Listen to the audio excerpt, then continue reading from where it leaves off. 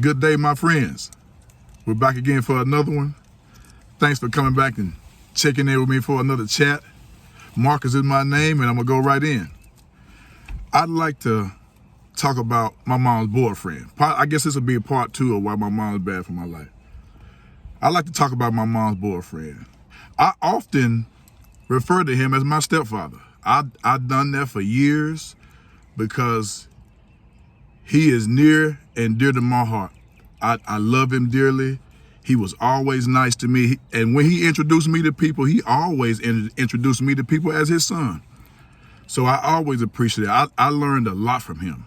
I had my first, he introduced me to frog legs.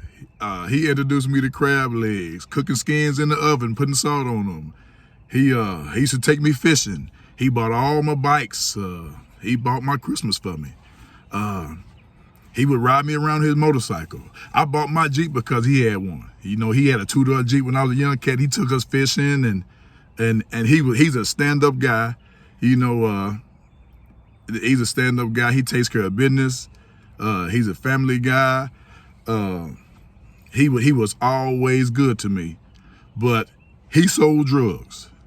He sold drugs. I learned how to cook crack at 10 years old because I was around him. I've always been since I was a little boy, I've always been around drugs. I've always been around drugs. He had a lot of people around the house. When I woke up every morning back since I can remember, being 10 years old, I woke up, I could smell marijuana in the house. His friends was up in there, everybody, they laying around, lounging, just, you know, living the life. And they be cooking crack in there. It was going down in everything. Everything was going on in the house. But he never abused me. He was never mean to me. I ain't got no stories like that to tell about him. But he used to whoop my mom on the regular. He would beat my mama up. I can remember, I can still smell the blood on the tile in the kitchen. So when he punched her and busted her nose, she done bled all over the kitchen floor. I can recall him knocking my mama out one time. He punched my mama and knocked her out. She was holding my little brother when she fell back on the floor. And my brother was crying and my mama was knocked out. She was still holding him. And I can remember that.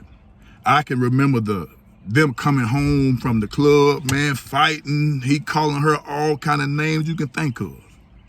And he been there punching her. So I have a love-hate relationship with him. I have a love-hate relationship with him because of that reason. And in different parts of my life, I feel differently about him. As I get older, I feel differently about it. Because seeing all that violence like that, despite how nice he was to me, I think it made me who I am today. And that's why I don't like to be around no violence.